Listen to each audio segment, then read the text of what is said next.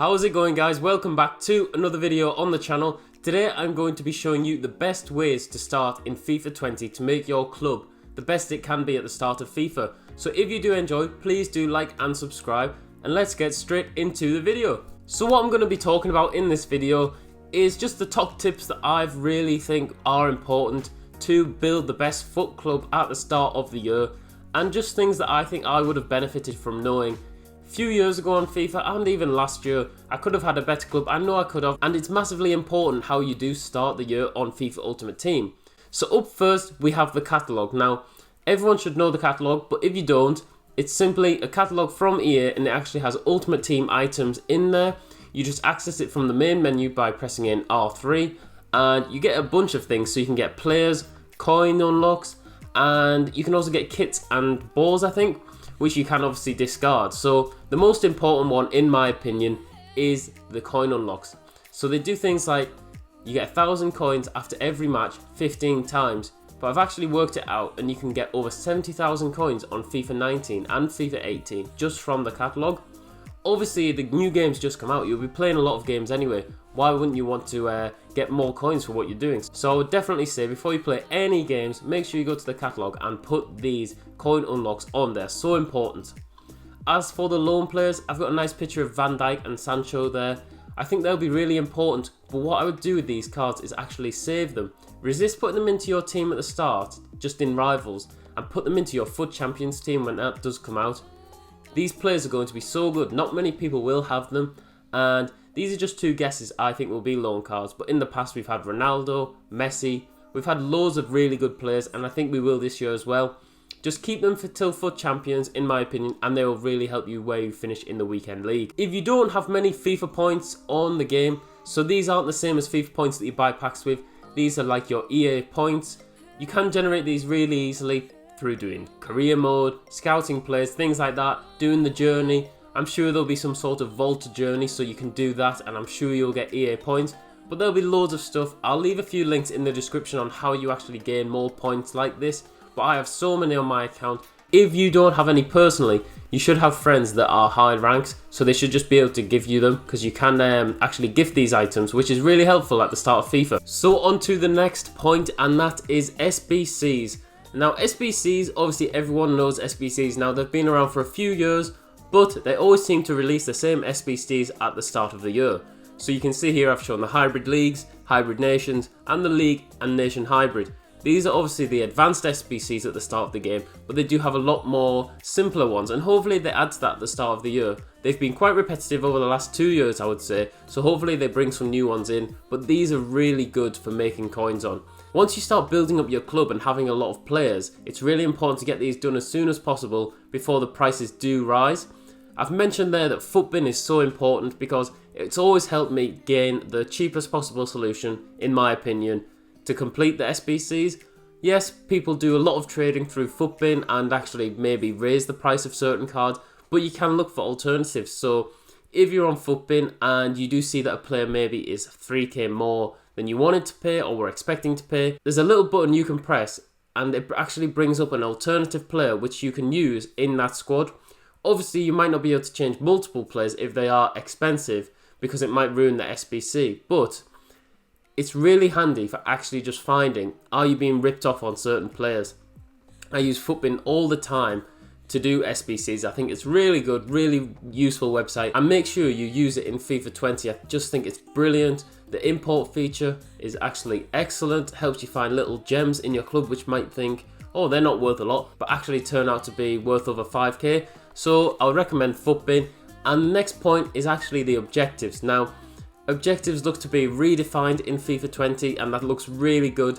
At the start of every year, there's always the simple objectives that everyone completes, so that might be change a club name, buy a player, change formation, certain things like that, but they get you coin unlocks, they get you packs, consumables, things like that, which can be really helpful in just building your club up. Obviously, everyone starts from scratch and every little thing does count, so make sure you do the objectives. I think the weekly objectives will be really fun. Towards the end of FIFA 19, EA highlighted how they really know what they're going to do with weekly objectives, in my opinion. You had players like Kondogbia, Kimpembe, really good quality players. Don't think we'll get them at the start of the year, But if that's anything to show us what FIFA 20 will be like, I cannot wait to start playing. Now, the next point is actually talking about the squad. Now, the squad is obviously really important, and for me, it was one of the things that actually helped me do really well in FUT Champions at the start of last year. I just want to talk about how you should really look for the right league and the right sort of player at the start of the year. There's so many overpriced players, so you've got Pogba is always around 500k. Obviously Mbappe, 500k he'll probably be. Gareth Bale might be a bit less this year, but he's normally around the 400, 500k mark. Aguero, these type of players, which obviously at the end of FIFA 19 are worth, what, 50k, 30k? Worth nothing like they are at the start of the year, as more packs are opened, obviously. But I think it's really important that you do focus on which players will actually retain their value rather than drop, and which players are really overpriced. So I've said here that you should probably avoid the Premier League. Premier League is my favourite league to use on FIFA, my favourite league to watch, but I do stay away from it at the start of FIFA.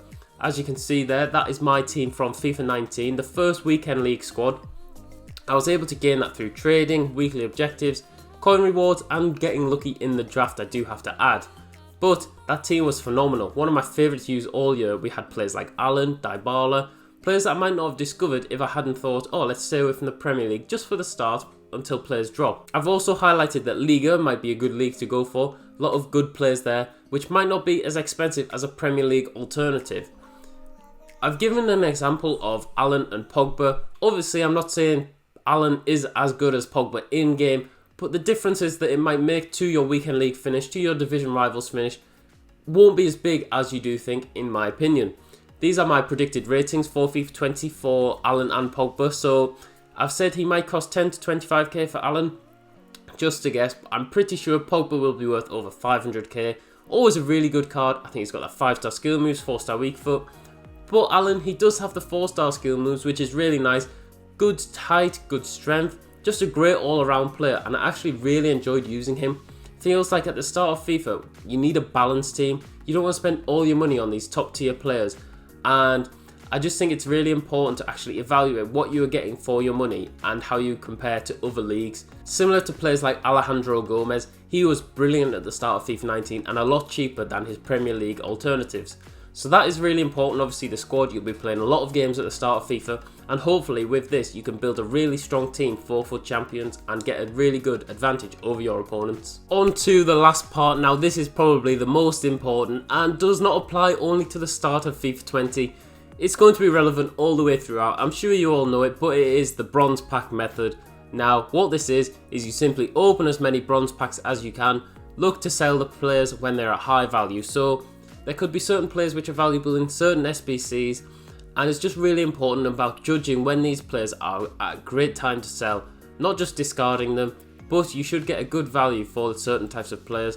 It's just really important that you do check every player that you do get in the bronze pack method, and if you do store them to your club, make sure that you're kept up to date on certain trends in the market and when these players might become actually really valuable. If you want to know more about the bronze pack method, I've watched a lot of videos from Nepenthes and Nick28T, which I think are really useful with the bronze pack method and have helped me in the past FIFAs build a lot of coins. I just think it's a really good way if you're doing an RTG. Yes, it might take some time, but it's really good. It's just really good fun as well.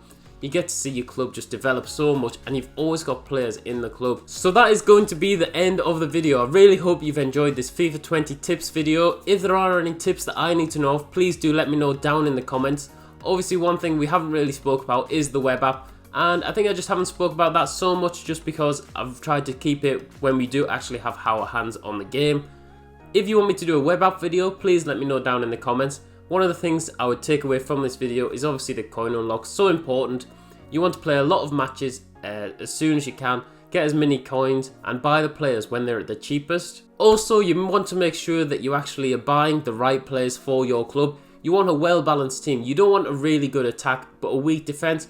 You need to make sure that you develop it correctly. So thank you very much for watching. I'll see you all later.